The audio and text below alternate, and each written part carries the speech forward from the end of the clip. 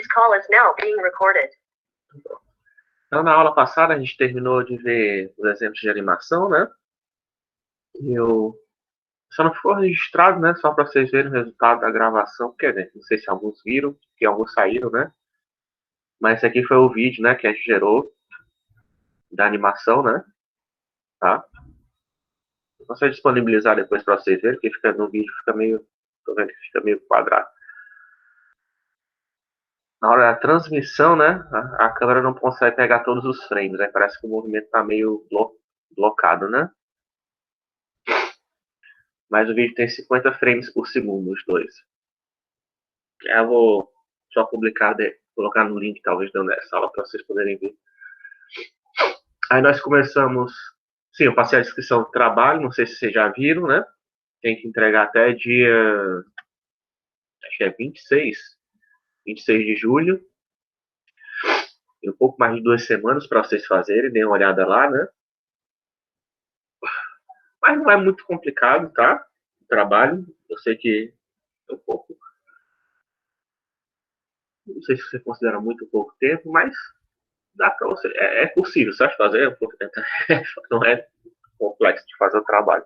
Só quero que vocês peguem o primeiro trabalho e adicionem animações, né? Mas, como eu sei que tem um período certo, que eu considero um pouco curto, normalmente eu gosto de passar um pouco mais tempo com os trabalhos, né? Mas como tem 2 semanas, ainda assim eu vou ser um pouco mais leniente, tá? Na hora da correção, um pouco mais suave, né? Tá bom? Não se preocuparam. Mas faça o trabalho, né? De qualquer jeito tem que fazer o trabalho. E entrega que você tiver concluído até o dia 26, né? Tá? Eu acho, enfim.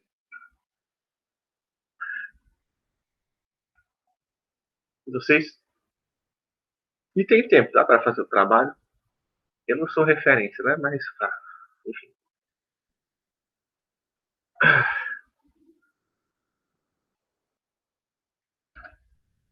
Mas eu conseguiria, né? Fazer poucos dias, né? Eu trabalho 2 dias. Então, estou dando 2 semanas, né? É bastante tempo.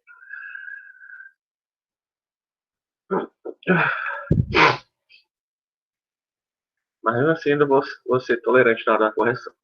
E aí, continuando, a gente vai pegar agora, falando sobre rasterização, né?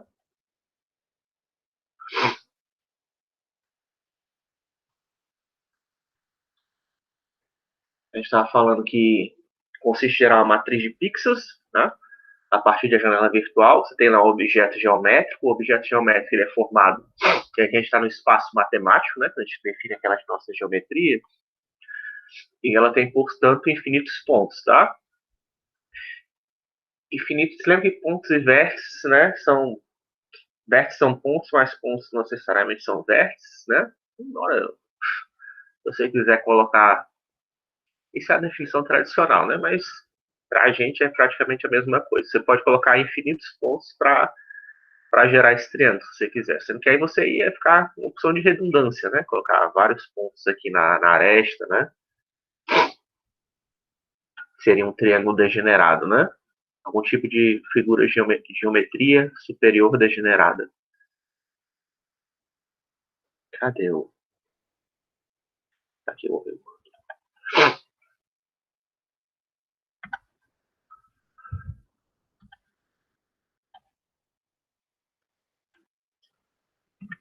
Não apareceu, vou ver aqui. Sempre que vem aqui, caixa o desktop, senão não aparece, né? Certo. Se eu quisesse, eu podia colocar vários pontos aqui, né? Também.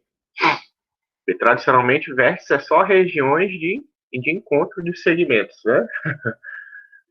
Mas se você quiser, você pode colocar aqui quantos pontos você quiser, né? Certo? Esse que eu chamo de ter infinitos pontos, tá? Você pode colocar quantos pontos que você quiser aqui, não tem limite.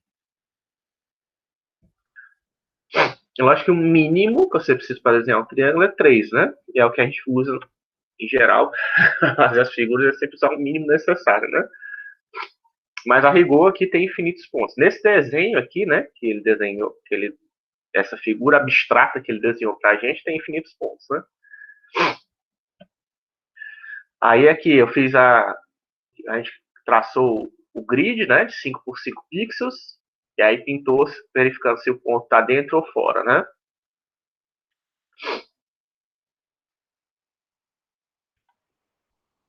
do triângulo. Se o ponto do meio, representando esse pixel, está dentro ou fora do triângulo, o triângulo é pintado.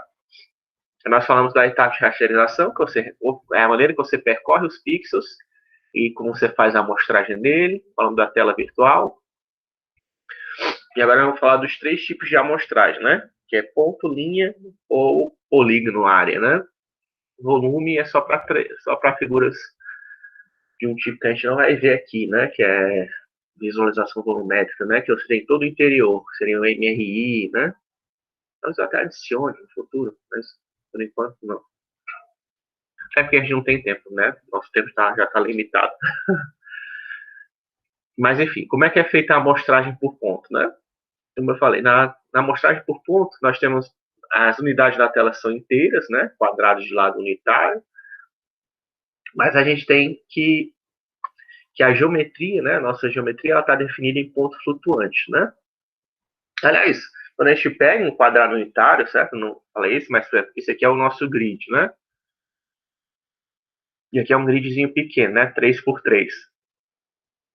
A gente tem que escolher um dos pontos para representar ele, né? Você pode escolher o ponto do meio, né? Como eu falei na aula passada, mas também pode pegar um dos corners, né? Também você pode, se você quiser pegar esse ponto.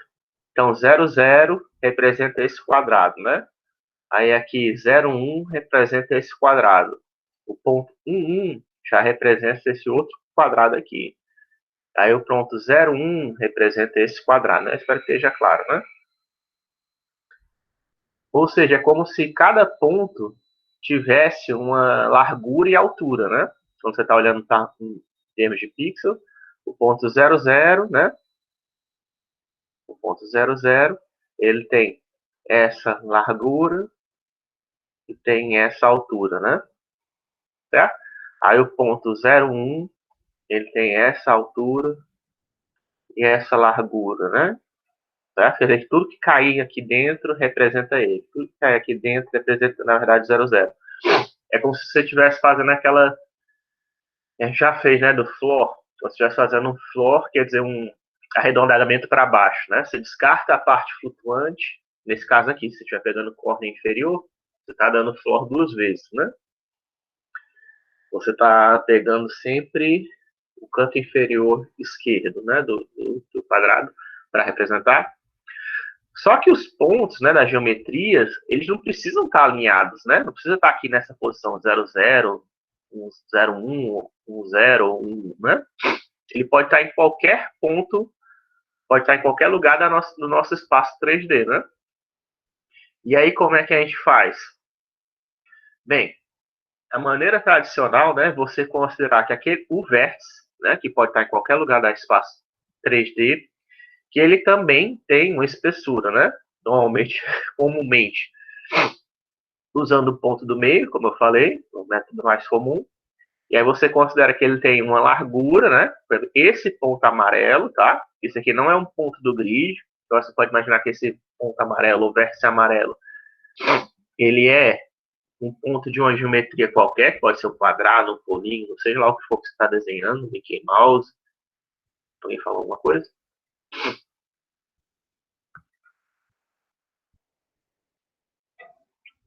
Não sei o que foi esse aviso.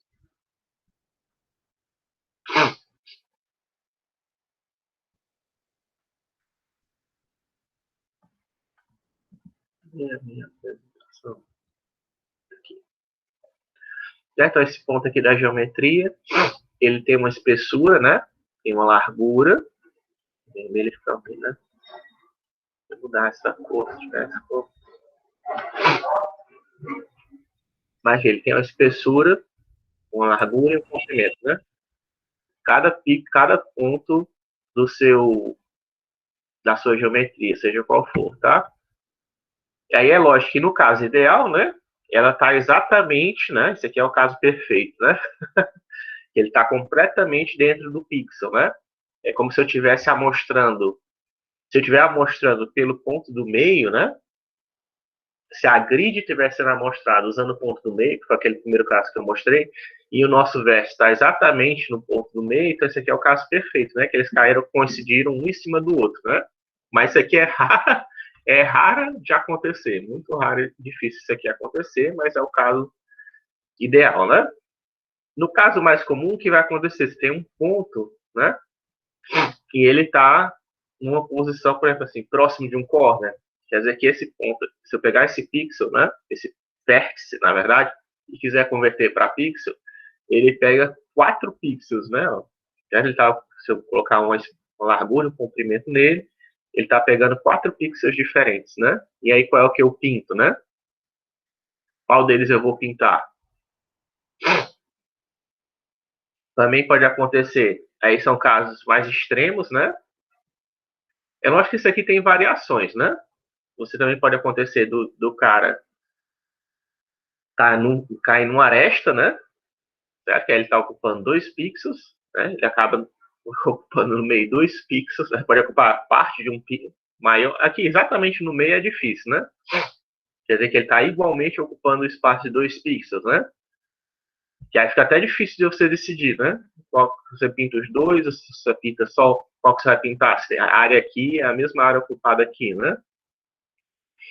E aí outro caso também difícil de acontecer é exatamente no corner, né? Da grid, que aí você também teria que pintar os 4 aqui em volta para poder pintar, né? Para poder representar aquele ponto, né? Isso aqui é fazendo a amostragem por ponto, tá? Isso quer dizer o quê? Que eu teria que encher a figura de pontos para poder fazer isso, tá? A minha geometria, né? Seria aquilo que eu estava fazendo aqui no início da aula, tá? Pegaria essa geometria e aí começaria a colocar vários pontos em cima dela, tá? Não somente nas bordas, mas também no interior, né? Certo? Um padrão regular para tentar printar a figura, tá? Também, esse algoritmo também é usado no caso do GL Points, tá? Quando você está querendo plotar um ponto, né? E aí ele tem uma espessura, né? Que você pode passar pelo OpenGL, também usa essa mesma técnica, tá? De amostragem por ponto. E aí ele tem uma espessura que pode ser a default, o largura e o comprimento é igual a do grid, né? Mas não precisa ser. Você pode ter um ponto que tem, sei lá, espessura 5, né? E aí ele tem que decidir quais pixels ele vai pintar, né? Para representar aquele ponto de espessura. A espessura default é do mesmo tamanho do grid, né? Mas não necessariamente, tá?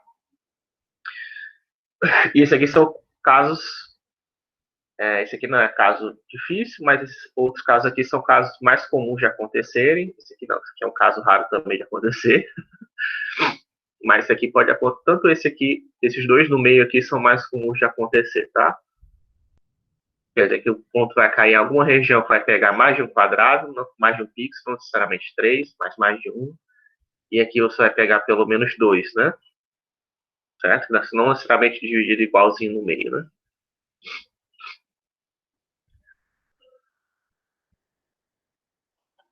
E aí como é que trata disso? Aí depende de cada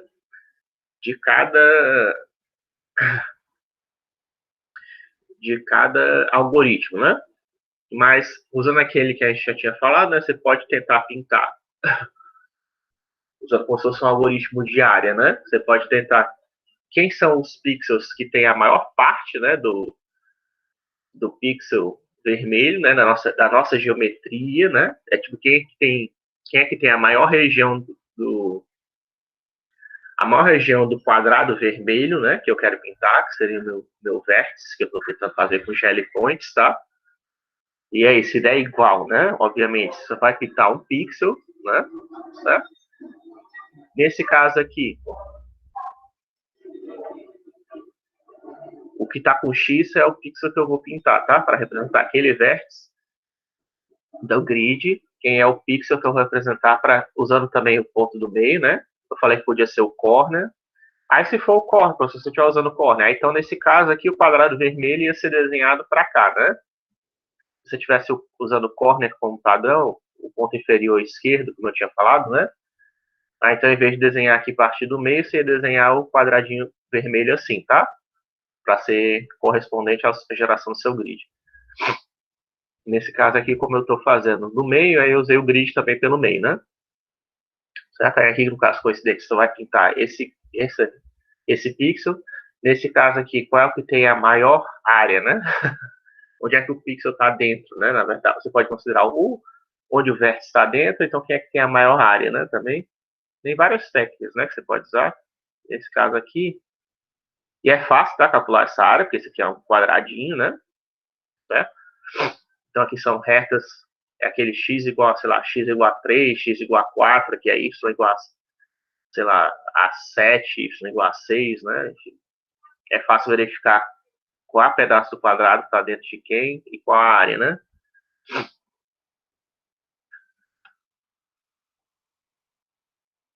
E aí, nesse caso, tem essa areazinha aqui, né? Que é a maior das, dessas, dessas quatro, né? Então, eu vou pintar esse pixel.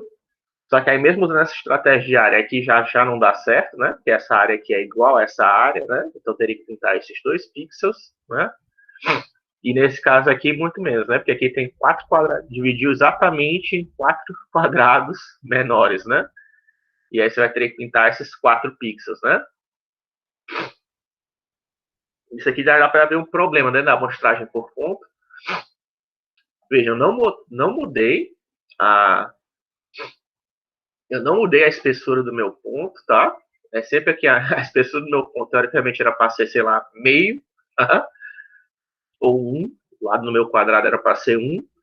Mas aqui eu pintei um pixel, aqui eu pintei um pixel, aqui eu pintei dois, aqui eu pintei quatro. Quer dizer que dobrou o tamanho do meu pixel, né? Veja que aquele algoritmo, eu fiz isso aqui para quê? Para mostrar que aquele algoritmo que considera a área, né? Não é muito bom, né? Ver se está dentro ou fora. Mesmo se você considerar qual é o pedaço da área que está dentro para pintar, ainda assim não, é muito, não dá muito legal. Se eu não me engano, o DirectX ele usa, tá? Esse algoritmo de ver se está dentro ou fora. E aí, como é que ele resolve? Eu até coloquei aqui, né? O DirectX ele resolve esse problema pintando sempre o quadrado do topo esquerdo, né? Sempre o quadrado do topo esquerdo, né? Padrão topo esquerdo, né? Então quer dizer o quê? Quer dizer que nesses casos aqui, nesse segundo e terceiro caso, o DirectX ele usa exatamente esse algoritmo que eu estou mostrando para vocês, tá? DirectX 11, pelo menos que eu tenha lido. Aí ele, no caso, como ele tem que ter e pintar, teoricamente, ele usa aquele algoritmo para ver se a área está dentro ou fora, né?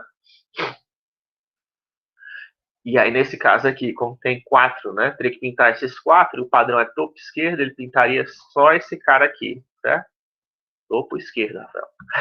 Isso aqui é direito. Topo esquerdo, né? Ele pintaria esse cara aqui. Em vez de pintar os quatro, ele pintaria só esse, né? Para ser consistente, né? Porque senão, se você pintar os quatro, está dobrando o tamanho. E aqui nesse caso, né? Não tem o topo, né? Mas tem o esquerdo, né? Então ele pintaria esse cara daqui. Isso pelo DirectX, né? Mas isso aí é um padrão que ele adotou, né? Cada engine pode fazer de uma maneira. Ou seja, se ele cair em uma situação que na hora que ele for dar o Jelly Points, né? Ou similar do DirectX, não sei qual é o similar do Jelly Points DirectX, né? Se cair fora, se tiver que pintar mais de um pixel, o padrão dele é pegar o pixel do topo esquerdo, tá?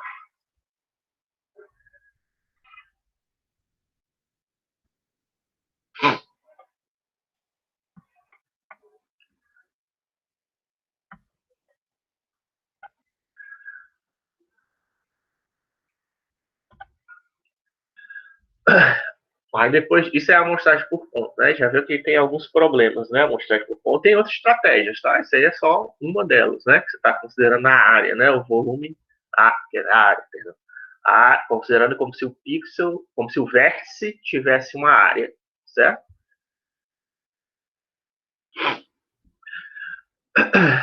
Aí a segunda estratégia, que é a amostragem por linha, que é essa que eu falei que é recomendada pelo OpenGL, né? Que você faça. Mesmo para 2D ou 3D, né? Se a gente for pensar, as malhas a gente não faz com polígonos, né? Tudo pode ser reduzido por linha, né? Que eu falei para vocês. E a linha é importante, e mais do que isso, né? As linhas em figuras de geometrias 3D ou 2D são elas que representam as bordas, né? Dos objetos, que criam bordas de objetos. Então, por isso que eu acho que ele é o preferido, né? Só que a gente entra acho que eu não tinha falado para vocês, né? Mas quando você vai desenhar uma linha, né? Você tem que pensar, porque uma linha ele é uma união de infinitos pontos, né? Ao contrário de um ponto, né? Quando eu estou pintando só um ponto, né? Tanto pelo GL Points ou ponto de estratégia, eu sei quantos pontos eu tenho que desenhar, né? Certo? Eu peguei lá aquele meu triângulo, eu enchi, sei lá, de 100 pontos, eu sei que eu tenho que desenhar 100 pontos, né? Mesmo, e se eu souber, inclusive, qual a espessura, meu comprimento e largura desse ponto, eu sei quantos pontos mais ou menos tem que ser, quantos pontos tem que ser desenhados, né? Teriam que estar sendo pintados na tela. Eu sempre sei exatamente qual a quantidade de pontos, quando eu estou usando a amostragem por pontos, né? Mas quando eu estou usando a amostragem por linha, eu já não sei, né? Quantos pontos são necessários para desenhar uma linha, né? Para ela poder aparecer, né? O mínimo, né? Nós temos a intuição, né, que não, uma linha é só você pegar dois pontos e unir com a reta, né? Mas isso é desenhando, né? Eu estou falando em questão de pixels, né? Se eu tenho 2 pixels na tela, quantos pixels eu preciso desenhar ali no meio para poder simular aquela reta, né?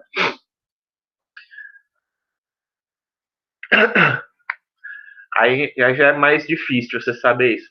Mas felizmente existe um teorema de amostragem de Nyquist-Shannon, né? Aprenda isso, tá?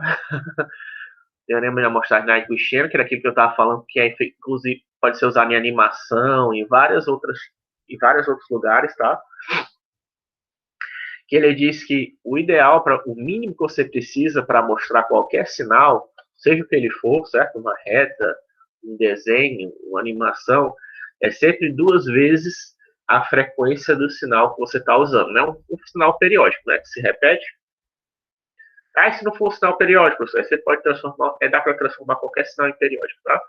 Qualquer sinal, qualquer função pode ser transformada em uma função periódica.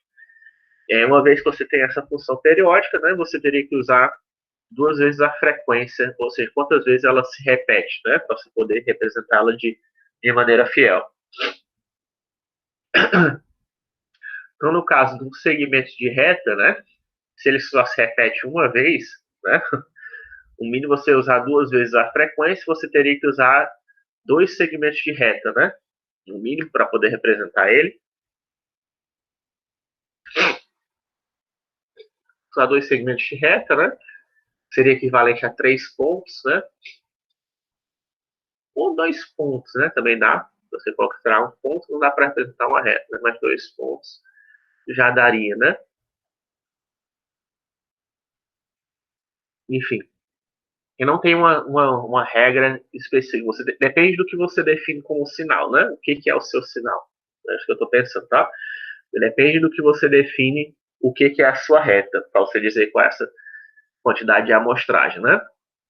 Tanto que existe um dos algoritmos mais famosos de computação, que é usado loucamente em várias áreas, seja de rede, computação gráfica, aprendizagem de máquina, o que você quiser, é a transformada de Fourier, tá? A transformada de Fourier, ela converte, né, qualquer sinal para o espaço complexo. A gente usa de novo aí o espaço complexo, falei, de novo a utilização do espaço complexo. A gente converte qualquer função, qualquer reta, geometria, figura, imagem, o que você quiser, você manda do espaço real para o espaço complexo. E lá no espaço complexo ele vai ser representado por uma quantidade infinita de funções senoides e de funções senoides, certo? E você desse jeito você consegue usar essas infinitas funções para reconstruir, certo? Qual é a vantagem disso? A vantagem disso é que você não precisa se preocupar qual é a quantidade, qual é a taxa de amostragem, né? Ideal para poder reconstruir o ponto. Fourier já te diria isso automaticamente, certo? Sem você precisar se preocupar em qual é o seu sinal repetido, né? Ele já consegue representar de forma fiel, né? Desconstruir e reconstruir um sinal, né? Aqui no caso, antes de mostrar Fourier, só para vocês saberem, né? Aqui tem tipo um sinal, né? Um sinal de um senoide, tá? E aqui mostrando a discretização, né? Para vocês exemplificar essa história do teorema de Nyquist-Shannon, né? A gente fazendo essa amostragem, né? Isso aqui é uma amostragem de uma senoide, mas mostrando, se você, dependendo de como você pega a sua função, né? E a amostragem que você usar, você pode pegar, né?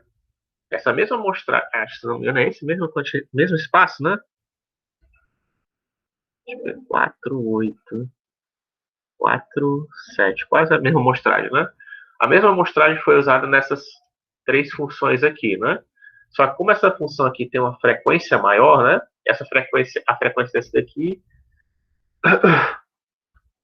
é 2, né? Só tem duas ondas. Você precisaria de 4 pontos para representar ela, né? Certo? Num sinal comum, né?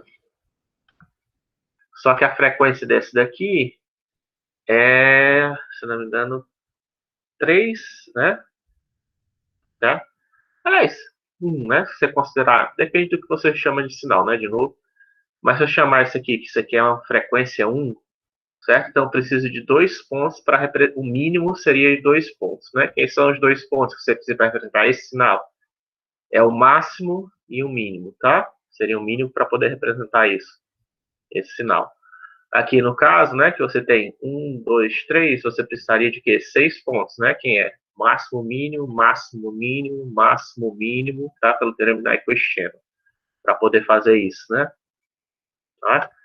E aqui, né, igualmente, né? Sempre pegando o máximo e o mínimo em geral, seria, se você estiver considerando desse jeito, né? Seria um mínimo para você representar com o mínimo de alias, né? Não é quer dizer que você vai representar sem alias, não, tá? Mas é o mínimo de alias, né?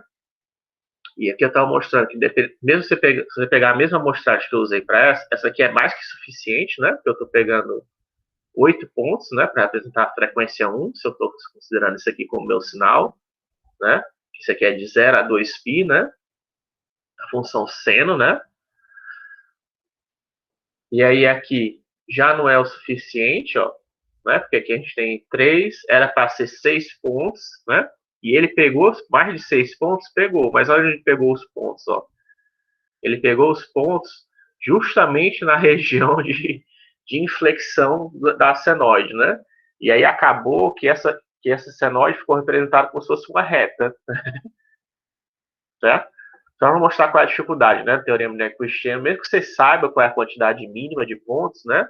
Se você pegar ela na posição errada, você pode pegar uma representação, né, que não tem nada a ver com a cena, com a função, né? Isso aqui é uma senoide de frequência 3, mas os pontos que eu peguei estão todos aqui, então fica parecendo que é uma reta, né? O sinal quer dizer que não tem sinal, parece, inclusive, né?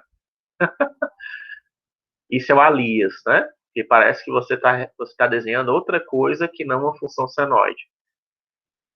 E aqui, aumentei a frequência, ficou pior ainda, né? Que devido aos pontos que foram selecionados aqui, foram selecionados pontos que formam você nunca faria na vida real, mas só para demonstrar que eu poderia gerar essa primeira função aqui nessa segunda, devido aos pontos que eu peguei, certo? Essa mesma função está aqui, né? Aparece aqui só que de cabeça para baixo, né? Mas devido aos pontos que ele selecionou, né? Isso é Alias, né? Então, nesse caso aqui, como nesse caso aqui é Alias, que está aparecendo que a frequência dela é 1, né? Então, na verdade, é bem maior do que 1, né? 1, 2, 3, 4, 5, 6, né? Mas devido à discretização dos pontos que eu peguei, mesmo que seja suficiente, né? O que ele fez foi... Eu não vou conseguir desenhar, não. Devido aos pontos que ele pegou, esses pontinhos pretos, que depois vocês podem olhar no slide, se não estiver dando para ver direito, devido à discretização que ele fez, mesmo seguindo o teorema de Nyquist-Shannon, ficou parecendo que só a frequência é só 1, tá? E, na verdade, a frequência é 6 vezes maior, certo? Então, na verdade, não é só você... O teorema de Nyquist-Shannon só te diz quantos pontos, né, você tem que pegar para poder representar o sinal, né? Mas ele não diz aonde você deve pegar esses pontos, né? Infelizmente.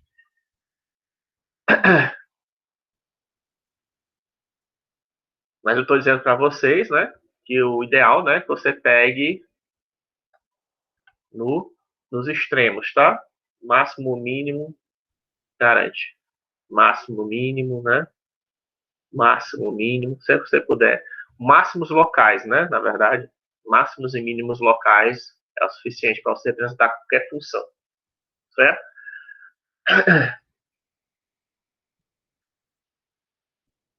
É, qualquer função, 2D, 3D, 4D, o que você quiser. Você quer pegar os pontos máximos, os pontos mínimos. Isso é um mínimo para poder representar uma função qualquer. E aí, a vantagem do Fourier, né? Eu já tenho falado isso aqui antes do Fourier, que o Fourier ele consegue te dizer isso, tá? Nós usamos uma amostragem discreta para isso, tá? Existe a Fourier transformada de Fourier contínua e discreta. Para você poder representar qualquer sinal usando um somatório de senoides, tá? Você tem que usar infinitas funções cosseno, tá? Mas você, mesmo assim, mesmo indo para o ramo discreto, que a gente usa uma quantidade finita de senoides, ainda assim já dá para representar bastante coisa, né? Principalmente quando o nosso sinal não é infinito, né? Se o nosso sinal não é infinito, a gente consegue representar. Acho que o exemplo mais clássico que vocês vão ver em Fourier, aqui a aula não é sobre Fourier, tá? Se fosse sobre Fourier, isso aqui ia demorar, não dá para mostrar Fourier só com um slide, né? Mas, por exemplo, esse aqui é o sinal tradicional, certo? Que é aquele 0 e 1, né? 1 e 0, né? 1 e 0, 1 e 0, né? Que seria para qualquer sinal binário, né? Que você estiver imaginando. E você consegue representar com a senoide, ó, certo? Isso aqui usei uma série de Fourier, né, para representar ela, o sinal 0 e 1, ou seja, qualquer dado binário que você quiser. E aí, conforme você vai aumentando a frequência, o que vai acontecendo, né? Conforme você vai aumentando a frequência, ou seja, a quantidade, você vai aumentando a quantidade de funções seno que você está usando, né? Na transformada de Fourier, você vai obtendo um sinal cada vez mais parecido com o 0 e 1. Tudo bem que ele está criando essas linhas aqui, né? Isso aqui não era para existir, né? Mas é porque a transformada de Fourier, né? Ela sempre trabalha com funções contínuas, né? Então, se você criar uma função que tem essas regiões de descontinuidade, né? Ela aqui era 1 e depois virou 0, era 1 e depois virou 0, né? Porque ela faz, como ela vai criar a conexão, né? Entre 1 e o 0. Então, essas regiões aqui de transição, né? Elas são fictícias, né? Mas o mais importante que eu quero que vocês saibam da transformada de Fourier é isso, ó, que nas regiões de alta de mudança de sinal, certo? Onde ela está mudando de sinal, aqui no caso está mudando de 1 para 0, né? Ó, são as regiões de mais alta frequência, tá? Regiões de alta frequência são as regiões próximas de mudanças bruscas, certo? Se tem uma mudança brusca, para ela poder conseguir fazer esse corner aqui, né, que nem existe na verdade, né, mas ele para poder fazer um giro de 90 graus, se lembra que a gente já discutiu aqui, até mostrei através de uma animação, que a função seno ela é infinitamente derivável, né? Ou seja, é super suave. Então, para você poder fazer um quadrado, né, usando funções cosseno, né, você precisaria de infinitas funções cosseno ou funções senos, tá? Porque ele ia ter que ficar aumentando a frequência várias vezes até ele conseguir chegar no 90 graus, tá? Fazer várias sobreexposições de seno e cosseno até chegar lá. Muito provavelmente no infinito. Ele consegue, tá? Mas no infinito, né? E as regiões de mais alta frequência seria justamente essas regiões de transição, assim, de mudança brusca, né? Essas regiões de mudança brusca aqui são as regiões de alta frequência. Nessas regiões aqui que todo mundo parece ter a mesma cor, né, o mesmo valor, isso é considerado uma região de baixa frequência, tá? Aqui é baixa frequência e aqui é alta frequência. Tá? Ou seja, nas regiões de baixa frequência, você não precisa ter tantas senoides ali, tá? Para você poder obter e representar aquilo. Mas para fazer essas mudanças, essas transições, você precisa de uma quantidade muito grande de senos e cossenos. Aqui tem um seno e cosseno, tá? Isso aqui é por causa que isso aqui é chamado de identidade de Euler, tá? Esse Euler elevado a isso, na verdade, é igual a cosseno desse expoente mais seno desse expoente dos complexos, tá? Esse izinho aqui é o raiz de menos 1, tá? Que tem aqui na fórmula. Então, isso aqui é um número complexo, tá? Com os cosseno e seno. É aqui que está o cosseno e seno, é porque desse jeito a fórmula fica menor, tá? Mas o que ela está dizendo essa fórmula para mim? Que cada ponto do espaço complexo é igual a um somatório de todos os pontos que existem no ponto real. Certo? Se fosse uma imagem, né, que eu estou querendo representar se eu estivesse pegando uma imagem, né, qualquer, 800 por 600, e eu quisesse transformar pelo transformar de Fourier, cada um desses pixels, do 800 por 600, seria um somatório, né, no espaço complexo, né, cada um dos pontos do espaço complexo, que representa aquela imagem, que vai ter o mesmo tamanho, certo? O espaço complexo da imagem 800 por 600 também vai ter 800 por 600 pontos, e cada um desses pontos do espaço complexo vai ser um somatório de todos os pontos que tem na imagem, certo? Eu não falei que Fourier é a união de várias senoides, né? E essas senoides elas estão representadas em todos os pontos do espaço complexo, certo? É uma função infinita, né? Se for 2D, né? É aquela como se fosse aquela função cosseno que eu mostrei na aula passada, né? Ela ocupa todo o espaço, né? Se for 3D também, né? Enfim.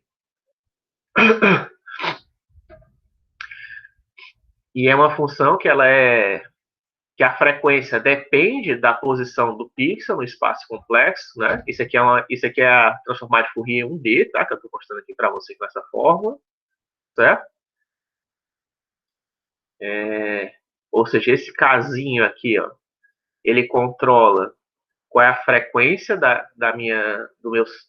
do meu sinal, e o valor dele, né? O valor de cada função vai atuar como uma escala em cima do ponto. O valor de cada, se eu estiver usando a imagem, né? Ou se eu estiver usando um vetor, nesse caso, né? O valor de cada posição do vetor vai escalonar meu sinal, e a posição do espaço complexo vai servir como um indicador qual a frequência eu estou usando, se é uma alta frequência ou baixa frequência, né? E você vai ter, né? De baixa até alta frequência. Eu sei que talvez isso aqui seja muita coisa para falar, né, Fourier, mas se eu for falar de tudo, a gente não sai, só vai ficar nisso na aula de hoje. Mas só para vocês acreditarem que é possível, essa aqui é uma imagem do Homer Simpson, tá? Vocês podem ver aqui no YouTube. Depois usamos, construindo só transformado de Fourier, só série de Fourier. Você consegue construir ele, né? Só usando curvas, né? Só usando senoides, você consegue construir ele. Ele é qualquer figura, tá? Não somente ele. Isso aqui é a transformada direta e aqui seria a transformada inversa, tá? A única diferença é que a transformada inversa você divide, faz uma média e muda o expoente aqui, né? Para fazer como se fosse o giro no sinal contrário, né?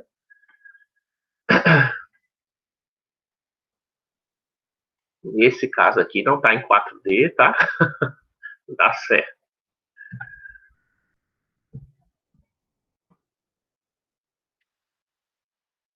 Aí por qual que a gente faz também, né? Transformar de Fourier é um dos algoritmos. Só queria que vocês soubessem, né? Se você quiser, você pode estudar mais a fundo, tá? Só queria que vocês tivessem a noção da transformada de Fourier, é isso, ó. Que altas frequências representam regiões de alta transição e baixas frequências são as regiões de transição uniforme, né? Que não tem que a transição é pequena, né? É isso que eu quero que vocês peguem no transformar de Fourier e peguem, né? Que é lógico que somando várias senoides você consegue representar qualquer coisa. Somando várias funções senoides que são infinitamente suaves, você consegue gerar qualquer figura. Qualquer cor, qualquer função, você consegue gerar através de uma função de senoide. Quando Fourier descobriu isso, foi uma revolução, né? E hoje em dia, na computação, isso é usado adoidado, muita frequência, porque você consegue representar sinal, né? Qualquer binário você consegue representar por Fourier, né? Você pode usar para criptografia, para transmissão de sinais, né? Porque aí a vantagem disso, né? Cada bit que você transmite, ele é resultado do somatório de todos os outros bits, né? Basicamente, desse jeito.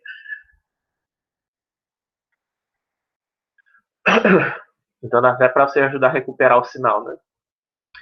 Mas enfim, o algoritmo de Breslin, esse aqui que é o jeito tradicional, que é representado, recomendado pela Cronos, que é a criadora do OpenGL, para você poder fazer a amostragem por linha, né?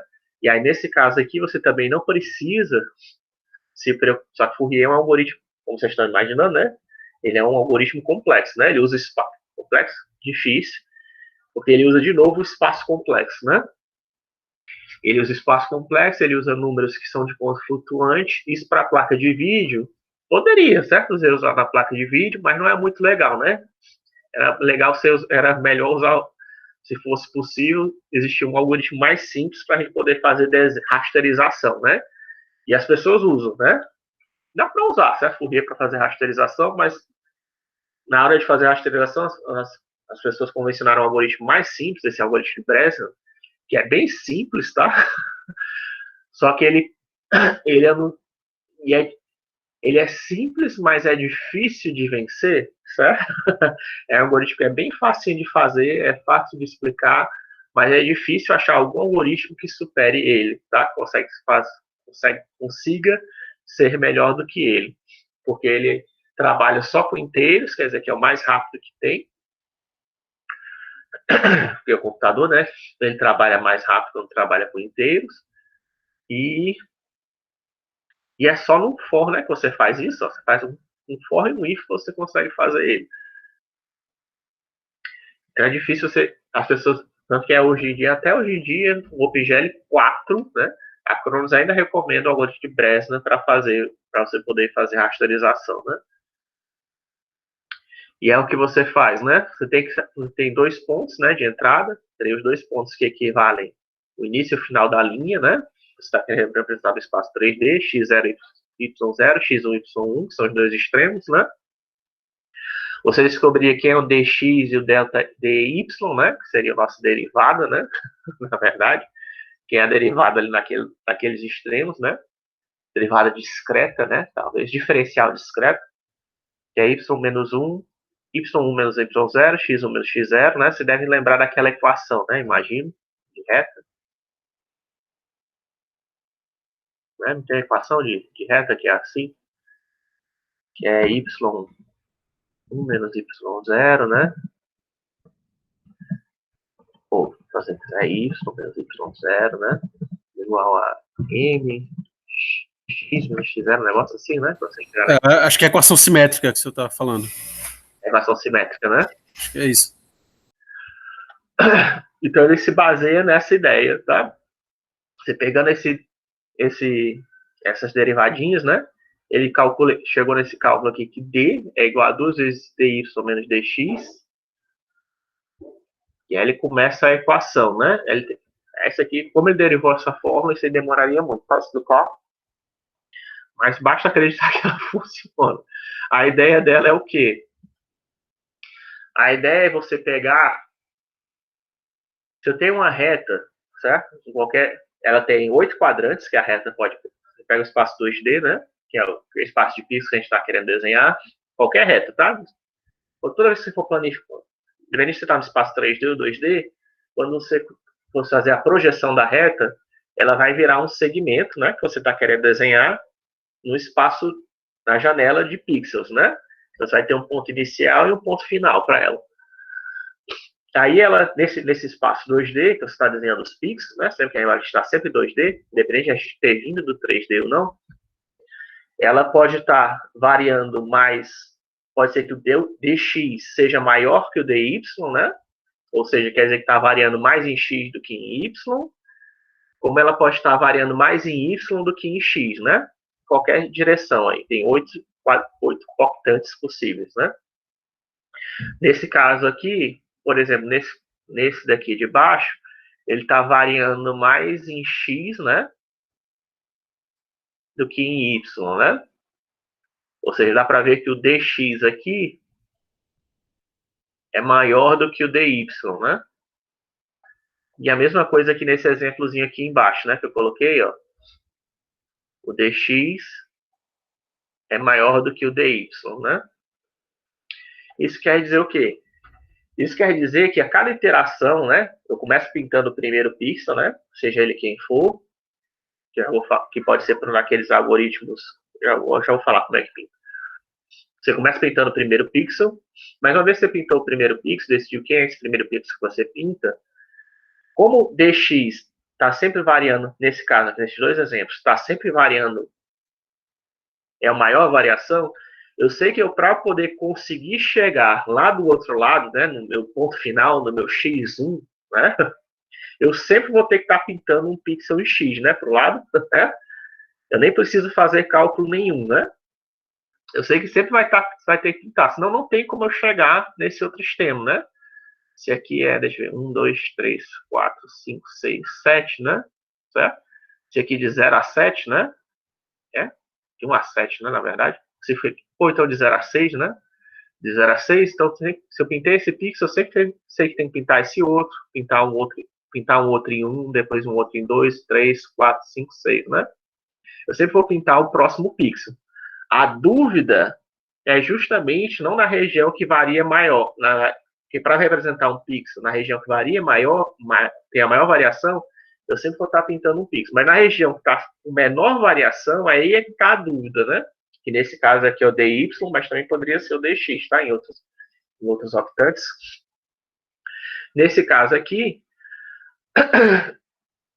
como eu não sei, como o dy é pequeno, eu não sei se eu vou ir para o próximo pixel ou não, né? Quer dizer, se eu vou descer, nesse caso aqui, é se eu vou descer ou não, né? E nesse caso aqui é se eu vou subir ou não, né? Certo? Porque eu sei que eu comecei, por exemplo, desse cara aqui, desse pixel, né? E eu sei que o próximo pixel eu tenho que pintar, porque dx, né, é o que tem a maior variação. Mas como dy tem pouca variação, não sei se eu vou pintar esse cara aqui, o do lado, exatamente do lado, ou se eu vou pintar esse aqui de baixo, né? Quem é que eu vou pintar, né? Certo? Isso é que o algoritmo Bresnon me diz, certo? Ele me diz se eu devo subir, se eu devo pintar o cara de baixo ou de cima, né? Aí ele manda pintar esse cara. Depois, o próximo pixel eu tenho que ver dx, né? Eu tenho que pintar, porque é a maior região de variação. Mas aí vai ser o cara de cima ou vou pintar esse cara do lado? E Bresnan funciona como minimizando o erro, tá? É isso que ele está fazendo aqui. Por isso que a gente fala que teria que calcular a derivada. Por isso está usando ali D, tá? Você calcula a derivada e a gente vê qual é o pixel que minimiza o erro, né? Você concorda que, tipo assim, toda vez que a gente está desenhando uma reta no espaço 2D, a gente nunca, um segmento de reta, na verdade, né? A gente nunca está desenhando exatamente a reta, né? Nunca. Nunca, certo? A gente está sempre desenhando uma representação da reta, uma representação de reta, representação do segmento discreto de reta. E essa representação tem um erro, né? Certo? Como eu não estou pintando exatamente o ponto que representa a reta, mesmo aqui dá para ver, né? Ó, que mesmo que tenha esses pontos aqui que estejam, né? Pertencem à reta, né? Certo? Tem uma porção de pontos aqui que vão ser pintados que não representam a reta, né? Ó, que não deveriam estar sendo pintados, mas eu não consigo pintar só a reta, né? Certo? Eu não consigo pintar só a reta. Tem vários pontos aqui que eu estou pintando que não estariam na reta, mas que eu estou pintando, né? Que eu estou fazendo a discretização, eu não estou fazendo como se tivesse uma espessura na reta. O que Bresnan faz? A ideia do Bresnan foi usar esse erro, né? Esse erro aqui, esses pontos que ele sabia que ia pintar errado, de forma a sempre estar tentando minimizar a distância, né? Ou o erro que a gente está fazendo na hora que a gente desenha esses pixels que não era para desenhar, certo? É isso que ele faz. É lógico que cada pixel, né, representa só um ponto, tá? Aquela história. Nesse caso aqui, ele pegou o corner superior esquerdo, né? Opa. Nesse caso aqui, que é esses pontos em azul, está vendo? Ó? Esses pontos em azul são que representam o pixel, né? Nesse caso, em vez de usar o ponto do meio, como a gente usou naqueles outros, nos slides anteriores, nesse caso aqui ele usou o ponto superior esquerdo. E nesse aqui, se eu não me engano, eu usei o ponto inferior esquerdo. Certo? Nesse caso aqui, ele usou o ponto superior, né? E aí, ó, você vê que esse ponto aqui está na reta, esse ponto está na reta, esse ponto está na reta, esse ponto está na reta, mas tem 3 pontos que não estão na reta, né? E aí, como esses 3 pontos aqui não estão na reta, que representam aquele pixel, mas foram pintados, né? Ele calcula esse algoritmo de Bresner aqui, está calculando esse erro, né? Certo? E está fazendo, toda hora que ele vai progredindo com o desenho, ele está sempre tentando manter esse erro o menor possível, né? Certo? Ou seja, por que ele não, por que na hora que ele, ele pintou, ele ia pintar começou pintando esse primeiro pixel, né? Que foi exatamente, né, o que representa o primeiro ponto, né? Quando ele foi pintar o próximo pixel, por que ele pintou esse do lado, né? Por que ele pintou esse cara e não pintou esse cara?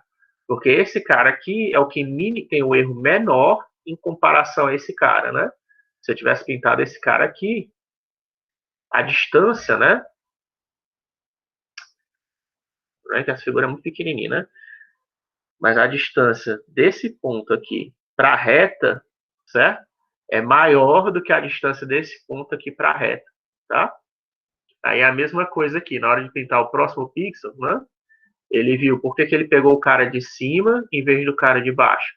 Porque a distância, aqui dá para ver claramente, né? Ó, que a distância desse pixel aqui, né? Ó, é bem maior do que o que exato, né? Fica até mais. Esse aqui é o segundo pixel, né? O terceiro pixel, ó. Por que ele não pintou o cara aqui do lado, ó? Por que ele não pintou esse cara e pintou esse cara daqui? Porque a distância desse cara aqui para a reta, olha como era grande, né? Ó. Enquanto que esse aqui a distância era zero, né? Ó. Então o erro aqui é menor. Então ele pintou esse cara de cima, né? E ele vai fazendo esse teste ao longo de todos os pixels, né? E ele sempre pinta o mínimo, né, de pixels necessário para desenhar a reta. Então aqui eu fiz um exemplo bem simplesinho, né? Que é o triângulo 3, 4, 5. A gente até pode fazer esse outro aqui, mas vai demorar muito. 3, 4, 5, né? Que ele começa...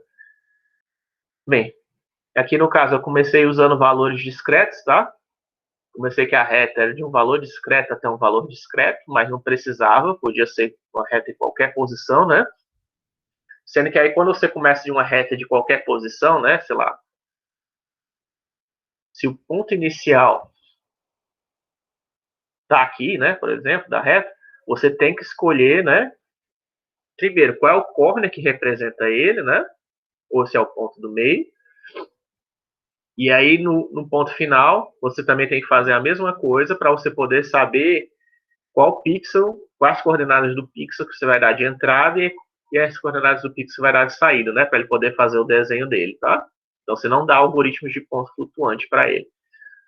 Tem um outro algoritmo que dá, tá? Que é o algoritmo, tem um outro nomezinho que eu não lembrar agora, que ele trabalha com ponto flutuante, mas ponto flutuante não é muito legal, certo? Porque é mais lento, né? Como eu falei para vocês. Mas o de ponto flutuante, ele trabalha fazendo o quê? Se a região de maior variação, de menor variação é em Y, então ele traçaria linhas retas aqui, tá? E ele viria aqui no ponto do meio do quadrado, se a reta passa por cima ou por baixo do meio do quadrado. Desse ponto aqui do meio. Como ela passa por cima, quer dizer que ela tem que vir com o pixel para cima. Aí quando pega exatamente no meio, como nesse caso aqui, aí ele tanto faz ele para pegar para o lado ou para cima. E aqui nesse caso, e aí depende, né? Se ele pegou para aqui e para baixo, se ele pegou do lado, aqui está bem acima, né? Do meio. E se ele tivesse pegado para cima, aqui estava para baixo, então ele ia pintar só o do lado. Esse é um outro algoritmo, tá? Que usa ponto flutuante. Mas do Bresner, né? Deixa eu só demonstrar aqui como é que seria.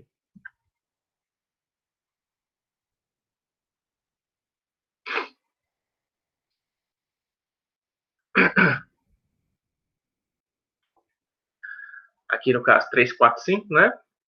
O dx seria 4, né? Dá para contar aqui, 1, 2, 3, 4. dy é igual a 3, né? Deixa eu colocar o magnifier, senão talvez fique difícil de ver, né?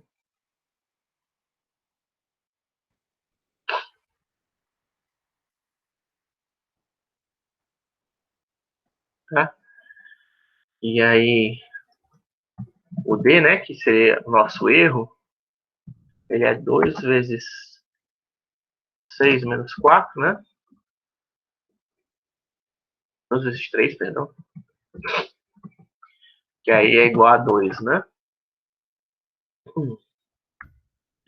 Aí ele começa, né? No primeiro ponto, né? Que ele começa em 0, 0. Nesse caso aqui vai de 0, 0 até o ponto 4, 3, né? Certo? Então aqui o y começa com 0. Ele vai plotar o primeiro ponto, que é o 0, 0, né? Nesse caso aqui eu estaria desenhando do ponto 0, 0. Vou colocar aqui em cima, né? Ponto 0, 0. É o ponto 4, 3. Tá? Aí ele pinta o primeiro piso, que está na posição 0, 0, né? Aí vê, o D é maior que 0, ele no caso é, porque tem o 2 maior que 0, né? Quer dizer que no próximo caso ele vai pegar o pixel de cima, né? Y igual a Y mais 1, né? Como aqui o X, né? Então, esse aqui é o X0, Y0, né? Que está indo para o X1, Y1. Aí o Y0 agora já vai ser, né? Nosso Y agora, que antes estava sendo igual a Y0, né? Começou igual a Y0, vai ser igual a 1, né? Aí o D, vou colocar aqui, né? No primeiro caso, Y era igual a 0, né? Na primeira iteração. Então, o que aconteceu aqui nesse loop aqui, tá? Antes de entrar no loop. Antes de entrar no loop, é isso que aconteceu, né? Aí agora, dentro do loop, como o D é maior do que 0, Y vai ser igual a mais 1. O D vai ser igual a D menos 2 vezes X, né? E aí é 2 menos 2 vezes X, 8, né? X é 4, né? Então dá menos 6, tá? E aí, que entrou dentro daqui do if, aí agora o D de novo atualizado, né? D mais 2 vezes 2y, que aí vai ser igual a menos 6 mais 6, que vai ser igual a 0, né? Aí ele vai plotar o próximo ponto, que vai ser quem? O ponto 01, né? Ele plotou o ponto 01, que ele plotou esse pixel daqui. Aí vamos ver se ele vai plotar o próximo pixel ou não, né? O que, que ele faz? Se D é maior do que 0, né? Que não é, porque D atualmente está igual a 0, ele pula o que está dentro desse if, vem para o próximo, só faz na próxima iteração D igual a 0 mais 6, né? Vai dar igual a 6, obviamente. Lembra que o, está sempre, o X está sempre sendo incrementado, né? Então aqui, vamos até colocar aqui, né? Aqui, talvez, em parênteses, que está sendo feito de forma implícita, né?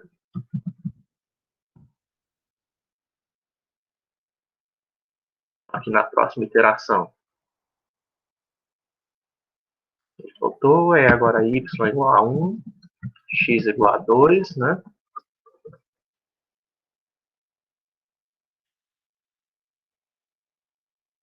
Acho assim, né? Tá melhor assim. Ver se eu estou fazendo certinho. 0 igual a 1, d próximo aqui, certo?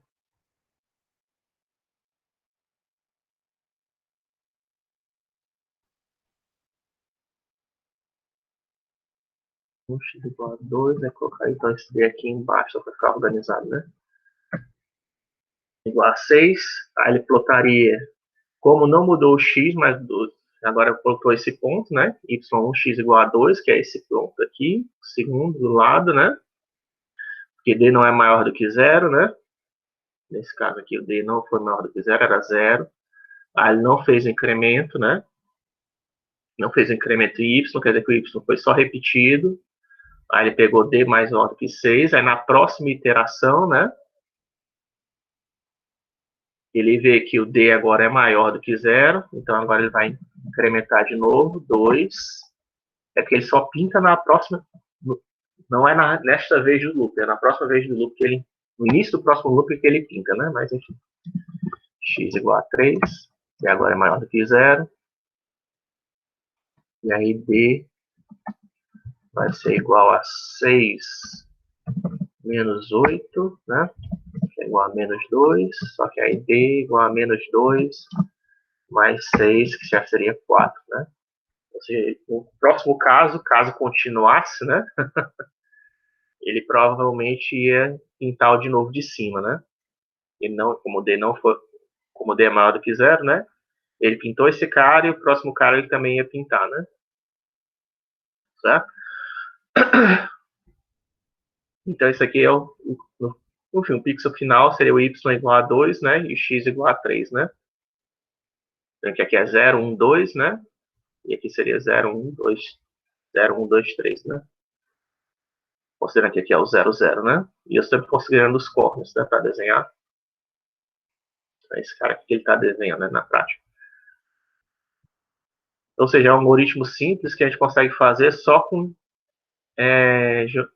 inteiros, né? Se não usa ponto flutuante. Dá para fazer com ponto flutuante, só que para você poder ter essa vantagem de poder só usar inteiros, você tem que fazer essa simplificação, tá? Antes de você usar o desenho a linha, você tem que dizer você tem que fazer como se fosse uma amostragem como se fosse não, é uma amostragem por ponto, só que nos extremos do segmento de reta, né? Você faz essa amostragem por ponto para saber quem é o pixel de início e quem é o pixel de fim da linha. Depois você desenha a linha com Bresner, né? Ou seja, o algoritmo Bresner está usando a amostragem por ponto, mas é no ponto final e no ponto inicial e no ponto final. Se você quiser usar ele de forma inteira, né? Se quiser usar de ponto flutuante, aí tem que usar aquela comparação para ver se é maior ou menor do que meio aqui, né? Que é um outro algoritmo. Eu não sei se eu coloquei. Eu tinha a impressão que eu tinha colocado. Acho que eu tirei o slide, tem um nomezinho. Depois eu coloco de novo, só por curiosidade.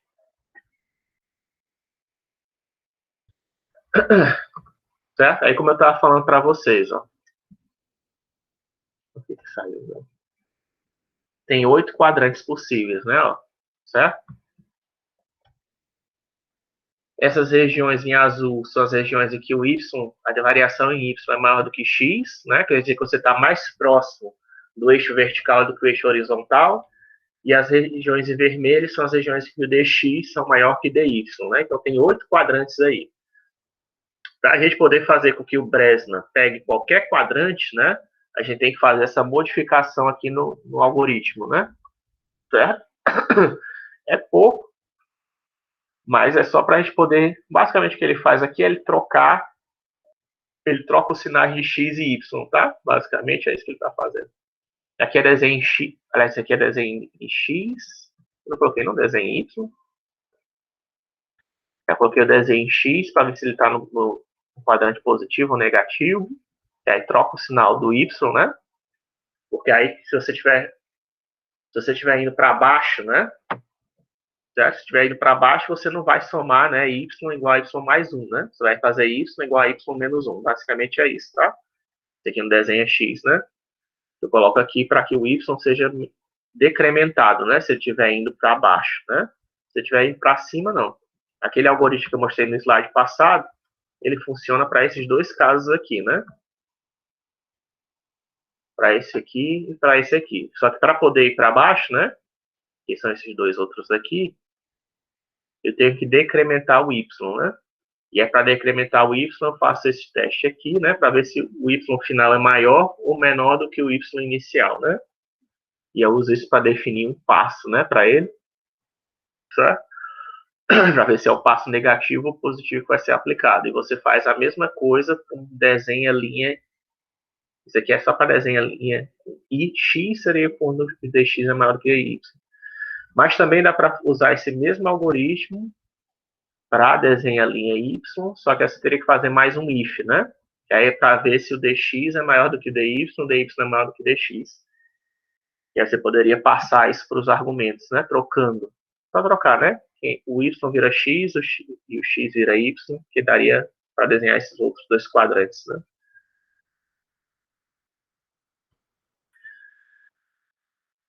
Esse é o algoritmo de Bresman.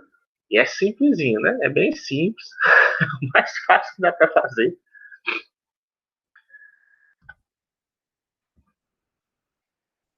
Eu espero que isso aqui já vocês entendam, né? Isso aqui, ó. Isso aqui é só se o y for maior do que y0, né? Isso aqui vai dar verdadeiro. Aí 2 vezes 1, 1, né? Vai dar um positivo, né? Quer dizer que eu estou incrementando o y. E se for falso, né? 2 vezes 0 vai dar 0. E aí vai ser o passo negativo, né? Y menos 1. Ou seja, isso aqui é o jeito de você saber, né? Se o passo vai ser mais 1 ou menos 1, de acordo se o y final é maior do que o inicial, né?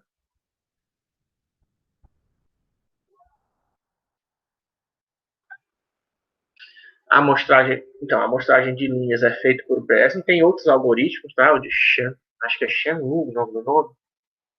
Tem outros algoritmos que fazem, inclusive, alias, tá? Anti-alias, quando eles são executados. Mas esses algoritmos, por que eles não conseguem vencer Bresman?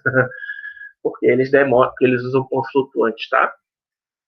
Aliás, se alguém tem alguma dúvida com relação ao que eu falei, né, que ponto inteiro é mais rápido que ponto flutuante, a usagem de Bresman demonstra isso, tá?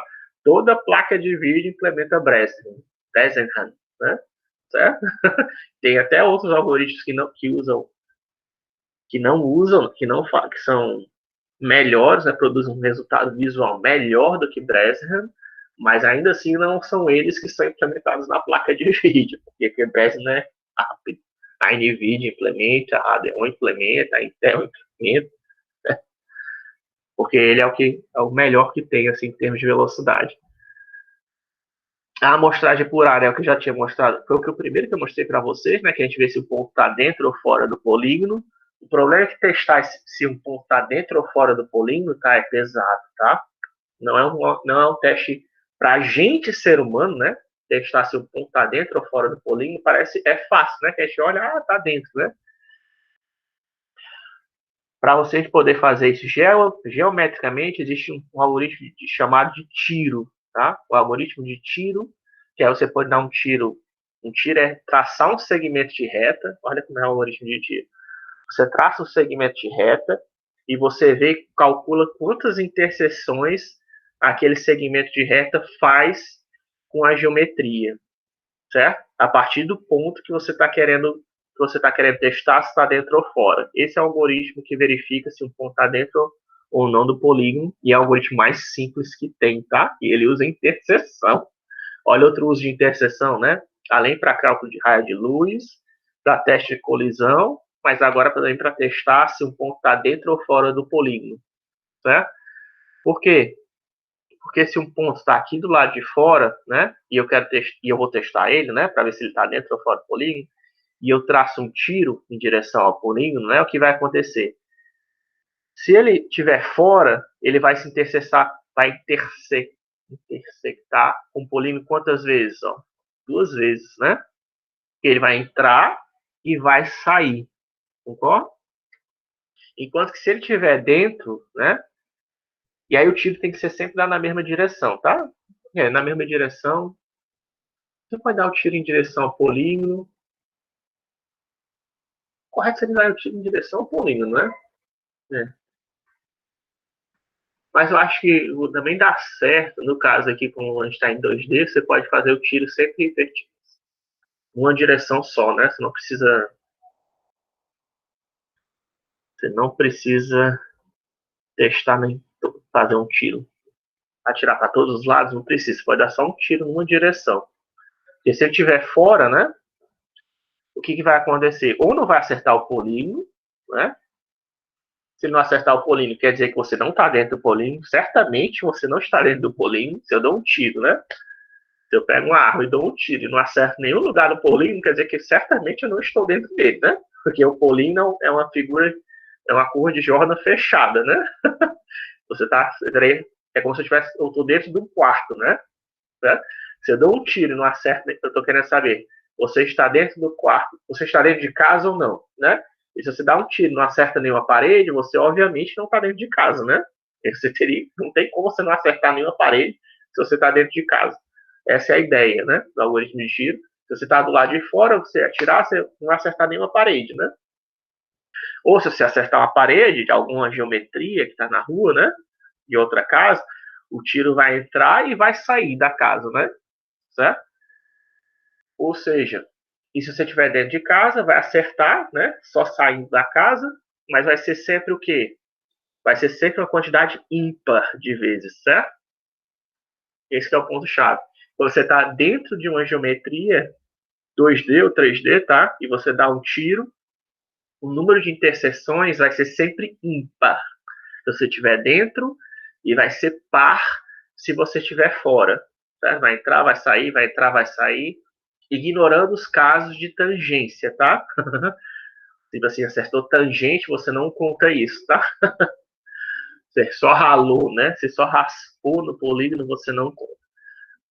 Mas fora isso, você sempre vai contar. E aí vai sempre entrar e sair, mesmo que entre, independente da figura ser convexa ou não, vai entrar e vai sair, vai entrar e vai sair, né? Toda vez que entrar, o tiro vai sair, que a gente considera que o tiro tem força infinita para entrar e sair, certo? E se estiver dentro, vai sair, vai entrar, vai sair, enfim, vai dar uma quantidade ímpar de interseções. Né? Você contando a quantidade de interseções, você sabe se o tiro está dentro ou fora. E aí o ideal é que você use sempre um segmento de reta ou paralelo ao eixo X ou paralelo ao eixo Y, que aí é fácil de testar também essa interseção, né? E é só você fazer Y, X igual a 2 e testar quais são os pontos que tem aqui, que esse segmento bate, que sejam maiores que o ponto que você está testando, né? Ou menores que o ponto que você está testando, para ver se está dentro ou fora. E a mesma coisa de Y, né? Você pode fazer Y igual a 3 e testar, né? Se os pontos são maiores, onde é que esse Y igual a 3 intercepta no seu polígono, quando é maior do que o Y que você está testando, ou quando é menor que o Y que você está testando, né? Esse é o jeito que você faz a amostragem por área, tá? Que eu saiba, só quem faz a amostragem por área é o DirectX, tá? O DirectX faz a amostragem por área e o OpenGL faz a amostragem por linhas, tá? Eu acho que é melhor. Eu praticamente acho que é melhor a amostragem por linhas. Quer dizer que para desenhar esse triângulo, o que Bresnan faria, o OpenGL faria, né? Quem estiver seguindo a especificação do OpenGL, né? Ele desenharia essa linha, desenharia essa linha, desenharia essa linha, e agora preencheria, né? Faria um scanline preenchendo as linhas, né? Ó, de dentro. Ou ele pode fazer incrementalmente, né? Também, que o algoritmo de Bresnan não é incremental, né? Ele não vai para cada loop. Então ele começa do ponto aqui, ele vai avançando nessas duas linhas, aí faz a interpolação, pinta mais 2 pixels, faz a interpolação, provavelmente ele faz isso. 2 pixels faz interpolação, 2 pixels faz interpolação. Ou ele tenta, né, fazer isso. Ele nem sempre vai dar desse jeito perfeitinho. Mas você consegue, tá? Você fazendo por linhas, você consegue pintar também. Você sabe direitinho que é o interior e que é o exterior, né? Porque você está desenhando justamente os contornos, né? Então, eu sei quem é que está dentro, quem é fora. Aí tem que levar em consideração a orientação dos seus vértices, mas isso é besteira, né? Que é o outro jeito, né? De você considerar quem é que está dentro ou fora é pela orientação, né? Que aí usa o produto vetorial, né? Mas ainda assim, você fazer o produto vetorial já é pesado, tá? Mas o produto vetorial, ele é mais leve, certamente mais leve do que fazer interseção, tá? Muito mais leve. E o que eu queria falar? fora. Acho que é isso, né? Que o DirectX faz o logotipo por área, o OpenGL é por linha. Ah, sim. É porque o problema do DirectX que eu considero, que é como ele faz a amostragem por área, o contorno pode não ficar muito legal, né? Certo? Porque o área ele garante que o interior vai estar pintado corretamente, certo? Ele dá certeza que o interior está pintado corretamente, mas as bordas tem aquele problema que a gente já falou, né? Se o pixel está, que a gente falou, né? Aqui, que tem parte que não era para ter pintado, ele pintou, né? Ele não está preocupado com isso, em minimizar o erro na borda, certo? E o Bresna, por isso que ele é mais usado, porque ele tem essa preocupação, certo? Ele se foca em desenhar os segmentos de reta de forma a diminuir o erro nas extremidades. Então, em teoria, né, os contornos das figuras geométricas pintadas usando Bresna conseguem ser mais corretos do que um de algoritmo por área, né? Porque o de área não está preocupado com isso, tá? Em diminuir o erro, ele só testa se está dentro ou fora. Aí você pode dizer, mas depois vai aplicar o anti-alias, vai ficar na mesma coisa. Não, tá? Também depende de qual técnica você vai aplicar anti-alias, né? E aí que técnica de anti-alias, só para vocês saberem que é possível usar. Uma delas é você usar, depois que você desenhou o segmento do 00 ao 43, por exemplo, eu pegar duas retas paralelas, uma abaixo dela e outra acima, né? Ou seja, eu pegaria o segmento, por exemplo, o menos um até o segmento 3,2, certo? E o do 1,1 até o 5, até o 5,4, né? Certo? Para pegar as duas retas paralelas àquele segmento aquele segmento ali do triângulo que eu acabei de desenhar, né? Você usaria isso para fazer uma interpolação entre a cor da reta e a cor de fundo, tá? Que aí você geraria um anti-alias, tá? Essa é uma das técnicas de fazer anti-alias. Outra técnica aí que é o DirectX que usa é você calcular qual é a proporção do quadrado que está dentro do triângulo, ou do pixel, né, na verdade, que está dentro do triângulo e qual é a proporção que está fora, certo? Essa proporção que está dentro e a proporção que está fora vai ser usada, né, para fazer a interpolação das cores, tá? Isso aqui, vamos dizer, sei lá, é 60%, né? Tem 40% que está fora. Então, eu faço a interpolação da cor do triângulo, vamos dizer que é amarelo, né?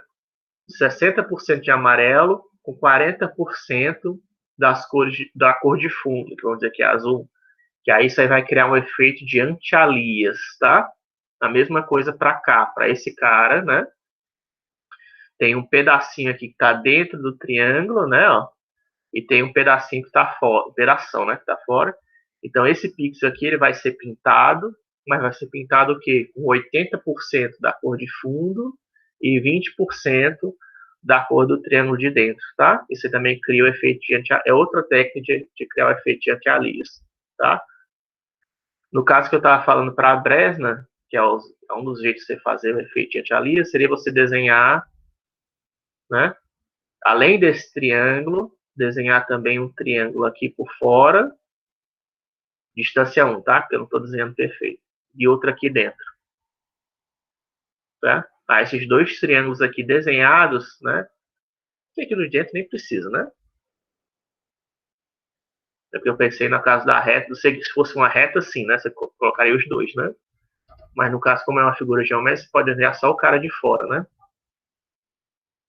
Só esse cara aqui de fora, você usaria ele para fazer a interpolação das cores aqui, né? Que aí você sabe que esses caras aqui, os que estiverem dentro desse outro triângulo, eles têm que ser pintados, mas eles vão ser pintados interpolando as cores do triângulo de dentro com o fundo, né? Esse triângulo aqui pintado lá de fora, né? São duas técnicas aqui de anti-alias, tá? Eu estou passando para vocês. Uma é você criar esses segmentos, né? Seria criar esse cara aqui. Esse triângulo aqui fictício. Que aí você vê quem é que está dentro, quem é fora. Quem está dentro está fora. Tudo bem, Jonas. quem é que está dentro ou fora desse segundo triângulo maior, sendo que aí você faria a interpolação, tá? Esse pixel vai ser pintado, mas ele vai ser pintado usando a cor, uma interpolação da cor do triângulo de dentro e do fundo, certo? Ou então você pode calcular essa areazinha aqui, né? Que é outra técnica, né? Ver quanto é que está dentro, quanto é que está fora, né? E aí usar aqui 80% da cor de fundo. Esse pixel é pintado, só que é pintado com 80% da cor de fundo e 20% da cor de dentro, que é amarelo, né? São dois jeitos de você fazer. Esse da linha daqui é melhor, né? Que eu tô falando para vocês, porque ele serve inclusive para segmentos de reta, né? De segmentos de reta, né? Se você tiver só uma reta aqui, né? Certo? Você faria duas retas aqui paralelas, tá? Uma aqui e outra aqui, para fazer o anti-alias, tá? Que é a mesma coisa que eu fiz aqui. Você poderia até colocar aqui, mas não tem muita utilidade, né? Fazer esse triângulo aqui de dentro, porque tá tudo pintado de amarelo já, né? Mas até pode, se você quiser. Mas esse algoritmo aqui de você fazer duas linhas paralelas, né? Ele serve tanto para polígono como para linha, né? Esse aqui da área tem um problema, né? Que aí para linha, como é que você faz, né? Qual é a área da linha, né? Você teria que adicionar uma espessura para a linha para poder usar ele, né? Que eu acho que é isso que o DirectX, inclusive, faz. Sendo que aí você está adicionando mais erro, né? Porque quando o Bresner faz o cálculo do erro, ele faz considerando a linha real, tá? Você adiciona uma espessura para a linha, você está adicionando mais erro. Enfim. Outra técnica também de você fazer a rasterização é usar uma técnica chamada de superamostragem, tá? Também é por área. Que é o quê? O que é superamostragem? É você fingir, tá? Que o seu pixel, e dentro do seu pixel existe uma coisa chamada subpixels, tá? Você já ouviu falar disso? Ou seja, isso aqui, eu tenho aqui o quadradinho, ó. Isso aqui são 2 pixels, tá? Tem esse pixel aqui de cima e tem esse pixel de baixo. Quando eu faço superamostragem, ó, eu dividi os 2 pixels em quantos subpixels? Ó, 1, 2, 3, 4, 5, 6. 36 subpixels, tá vendo? Cada pixel foi dividido em 36 subpixels. Isso tem uma utilidade, né? Tanto faz para você fazer algoritmo de Bresner ou para fazer algoritmo, qualquer algoritmo que você quiser, tá? Você pode fazer isso. Apesar de ser essencialmente uma técnica de área, você também pode usar isso para Bresner, se você quiser. Você usar a ideia de subpixels, né? Isso aparece muito, tá? Hoje em dia nos algoritmos, em artigos científicos, porque você consegue ter uma ideia melhor do que está acontecendo, né? Você está usando uma precisão maior para calcular um efeito antes de você ir para precisão real, né? É como se você estivesse olhando no microscópio, né, do pixel que está acontecendo. Então, esse aqui seria, por em cima, seria a amostragem pontual de RAW. Eu sei que as cores, infelizmente, as cores não estão legais, tá? Mas nesse caso aqui, o que acontece? Se você usasse a amostragem normal, tem esse triângulo, né? E dependendo de onde está esse triângulo, esse aqui é um triângulo menor do que o pixel, tá? É um triângulo menor do que o pixel. E aí esse triângulo menor do que o pixel, ele só vai poder estar ou dentro de um pixel, dentro de outro, ou ele pode cair no meio, né? E aí quando ele cai no meio, aqui quando cai dentro de um desses pixels é fácil, né? Se caiu dentro desse pixel, quer dizer que eu tenho que pintar esse pixel. Se caiu dentro desse outro pixel, eu tenho que pintar esse outro pixel, né? Certo? E quando cai no meio, aí cai naquele mesmo problema que cai o ponto, né? E aí você vai fazer o quê? Você vai pintar os dois? Você poderia pintar os dois, tá? Mas não é isso que as placas de vídeo fazem. O que a placa de vídeo faz geometria vai pintar ou o pixel de cima ou o pixel de baixo, tá? Que é o DirectX, no caso, a gente já falei para vocês, ele pinta o topo esquerdo. Quer dizer que ele vai pintar esse pixel aqui de cima, nesse caso, tá? Não vai pintar os 2 pixels, não. O DirectX pintaria o pixel de cima. Mas dependendo do caso, você pode até pintar os 2 pixels com a mesma cor, né? Usando a ideia de subpixels, já consegue fazer uma coisa, algo melhor, né? Certo? Você pode fazer uma interpolação. Quer dizer que nesse caso aqui do meio, né? conforme esse triângulo vai passando, você pode colocar uma porcentagem da área do triângulo para pintar esse pixel, né? Tá? Então, tipo aqui, esse aqui no caso do meio é o melhor, né? Que já tem, sei lá, 1, 2, 3, 4, 5, 6, 7, 8 pixels aqui dentro, né? E aqui ficou quantos pixels do outro lado? Ficou 1, 2, 3, 4, 5. Então aqui teria 13 pixels que representam esse triângulo. Então 8, 13 seria, pintaria a cor desse pixel com 8, 13, 8 13 avos da cor do triângulo. E aqui 5 13 avos da cor do triângulo, certo? Para representar essa transição. E aqui é a mesma coisa, né? Já teria um vértice aqui, mas eu com o vértice já do outro lado já poderia pintar, né? 99 sobre 100 avos aqui e 1 sobre 100 avos no segundo triângulo, né? É porque essa figura que eu peguei do livro não ficou muito legal, tá? Quem fez essas linhas aqui do subpixel foi inclusive eu que fiz. Ainda tem que mudar a cor para ficar mais claro, tá? Não, as cores aqui estão erradas. Mas é isso que você faz, tá? Com a super amostragem. Você usa esses mini subpixels como referência para o cálculo da área do triângulo, certo? É como se eu estivesse fazendo, eu faço aquela amostragem se o ponto está dentro ou fora do triângulo, mas é esses subpixels. E eu uso isso como referência para calcular a cor dos pixels de tamanho real que eu vou pintar. Isso é chamado de super amostragem. Já estamos passando bastante da aula, tá? Mas eu já vou, na aula que vem a gente termina aqui as outras, tem só, deixa eu ver, 1, 2, 3, 4 algoritmos que a gente explica mais na próxima aula, mas que serve justamente para fazer isso, tá?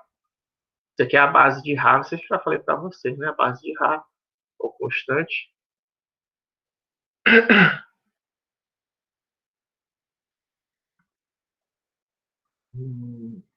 E você pode usar, inclusive, superamostragem para produzir anti-alias, ó, certo? Porque desse jeito aqui, ó, só para a gente terminar a aula, tá? Porque se eu pego esse triângulo aqui, né, e eu divido ele em subpixels, né, ó, vou dividir em 4, tá?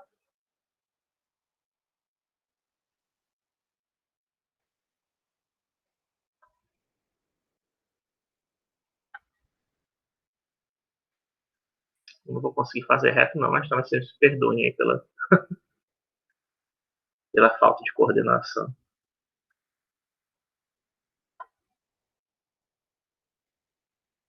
Se eu faço desse jeito, ó, cada pixel foi dividido em 4 subpixels, né? E agora eu posso testar se esse subpixel, se o ponto do meio desses 4 subpixels estão dentro ou fora do triângulo, certo? E aí, por exemplo, nesse caso aqui extremo, ó, veja aqui o que vai acontecer. 4 dos subpixels, provavelmente aqui, ó, 2 dos subpixels já ia cair dentro do triângulo, né? Ó, enquanto 2 iam cair fora, né? E é o que ia acontecer, como 2 dos meus subpixels caíram dentro do triângulo, eu sei que esse pixel aqui, que antigamente, pela amostragem normal, não iria ser pintado, ele vai ser pintado usando o quê? 50% de amarelo, né? Considerando que o triângulo é amarelo, 50% de amarelo e 50% da cor de fundo, tá? É um jeito de fazer anti-alias, né? E aí já é melhor, tá? Fazer isso, porque aí você não precisa mais calcular exatamente quem é esse pedacinho de área aqui, né? Esse triângulo aqui e esse trapézio, né? Você não precisa calcular quem é esses caras. Embora até é relativamente simples calcular uma área de trapézio e uma área de triângulo, né? É muito mais simples ainda calcular a área só de dois quadrados, né? E aí, 2 quadrados iguais, inclusive, apesar da minha divisão não ser igual, ser ficado exata, né? Quando você divide em subpixels, você sabe exatamente qual é a área de cada subpixel, né? Certo? Você que está criando subpixels, criei 36, 6 por 6, né? Eu sei exatamente que é o que? O tamanho do subpixel dividido por 6, de um pixel, né? Que é a unidade, é um sexto, né? E aí você pode usar isso facilmente, não precisa nem calcular área nenhuma, né? Só precisa saber quantos subpixels caíram dentro ou fora do triângulo, e eu uso isso com proporção para fazer a interpolação de cores, né? E dá para fazer isso tanto com os caras que esses aqui que não foram pintados, como os caras que caíram dentro aqui, né? Ó. Que aí certamente o que ia acontecer? Esses dois, de novo aqui, né? Ó. Dois iam cair dentro. Que eu não sei como eu estou dividindo. Tá certo. Dois iam cair dentro e dois iam cair fora. Então, esse ponto aqui do extremo, do mesmo jeito, tinha que ser 50% da cor de amarelo e 50% do fundo, né? É uma aproximação, tá? E calcular o trapézio e o triângulo ia ser o cálculo exato, né? A interpolação exata de Alice que você tem que fazer. Mas não precisa, né? Porque de anti-Alice, né? Porque o anti-Alice você está querendo só fazer melhorar, né, o seu triângulo, né, para ele ficar mais suave, né, as regiões de transição de cores. Então, você fazer um cálculo desse de anti-alias aproximado usando subpixels já é bastante realista, tá? Já resolve muitos casos. E é mais rápido, tá? Também de fazer. Porque é uma das coisas que a gente quer, tá? Em computação gráfica, em geral, o que a gente se preocupa mais é velocidade, tá?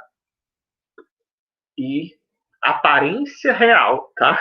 Não é realismo, tá?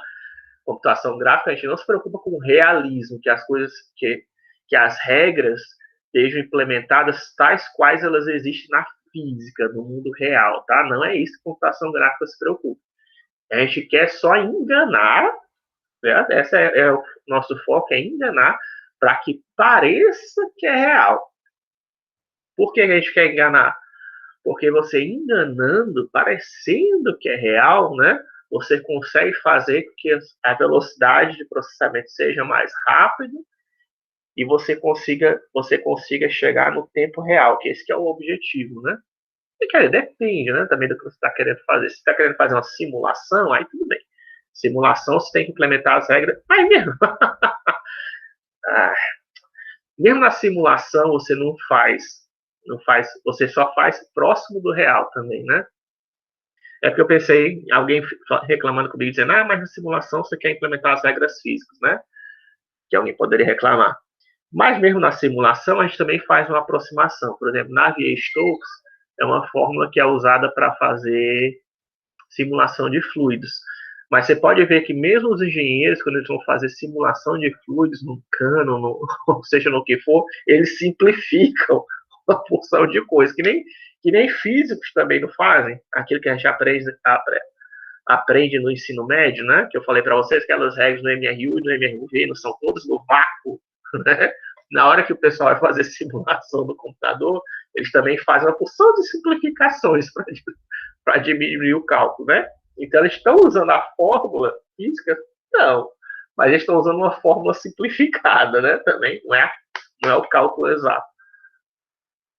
Enfim, por quê? Porque fazer o cálculo exato, seja do que for, a simulação real mesmo, considerando vento, fricção, né? Interseção com determinadas paredes, né? Considerando atrito do líquido com ele mesmo, né? Que é a viscosidade. Se você for considerar todos os elementos que existem no mundo físico, o mundo real mesmo, que é o nosso mundo, é muito cálculo para o computador fazer, tá? E mesmo hoje em dia, que a gente já está numa velocidade, né? Os computadores já têm uma velocidade relativamente muito alta comparada a 20 anos, 40 anos atrás, ainda assim, fazer cálculos de todas as regras físicas de forma realista, em tempo real, não é possível. Tá? Então, você faz, tanto faz se está fazendo uma simulação, se está fazendo uma aproximação que simule o real, só para ser visualmente parecido com o real, ainda assim, nos dois casos, você está sempre fazendo só é uma aproximação mesmo. Você está fazendo só uma aproximação, um cálculo que se chegue próximo daquilo que deveria ser na realidade, né?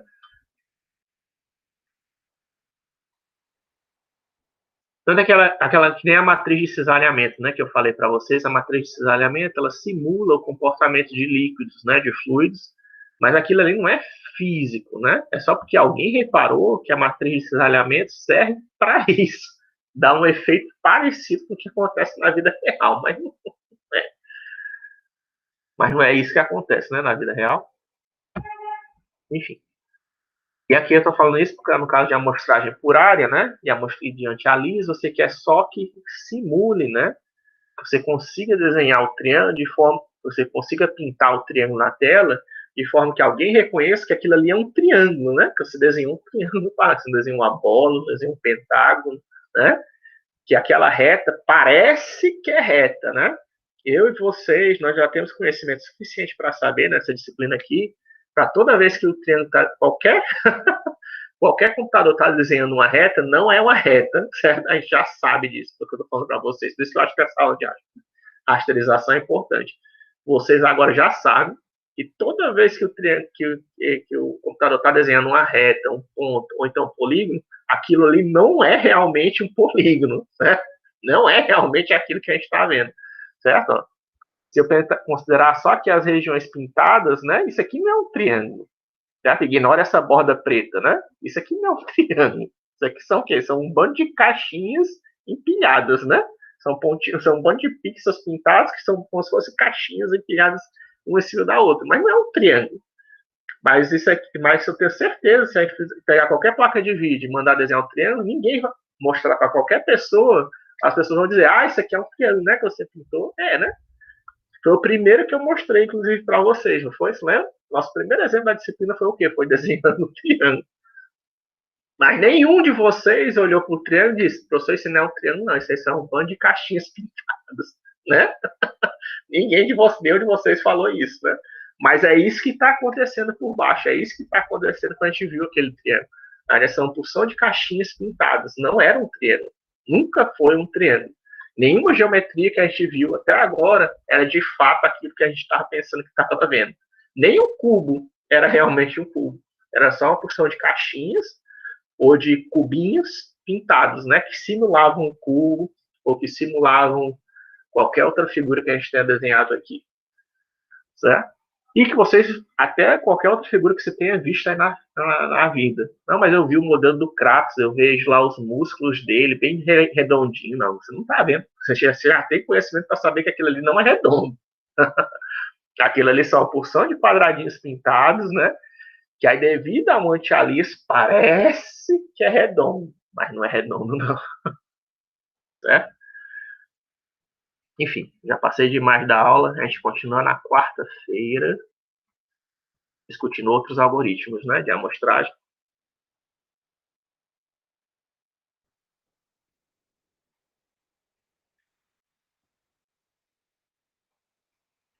Deixa eu fazer logo aqui a presença.